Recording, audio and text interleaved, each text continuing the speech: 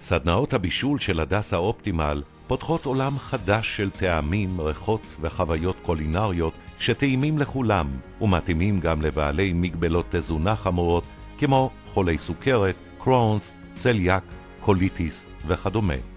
המתכונים העשירים וטכניקות הבישול המגוונות פותחו כאן במיוחד עבורם ובהשראת מטבחים מכל העולם, תוך שימוש בחומרי גלם המותרים לאכילה. האוכל בעיני האנשים שמגיעים לכאן מאוד טעים, וזה גם המטרה שלנו, שאנשים האלה לא ירגישו שהם אוכלים משהו שונה או משהו של מחלה, ושבעצם שכל המשפחה תוכל לאכול כי כולם נהנים מהאוכל הזה.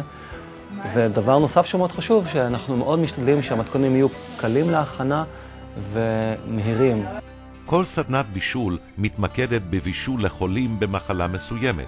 המפגשים משלבים שיחה עם דיאטנית והתנסות מעשית בהכנת מתכונים בניצוחו של שף רפואי.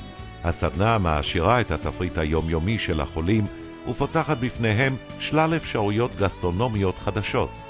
המפגשים מתקיימים במטבח מאובזר ומהודר ועם תשומת לב פרטית לכל משתתף, ומסתיימים בארוחת גורמה אותה הכינו המשתתפים במו ידיהם.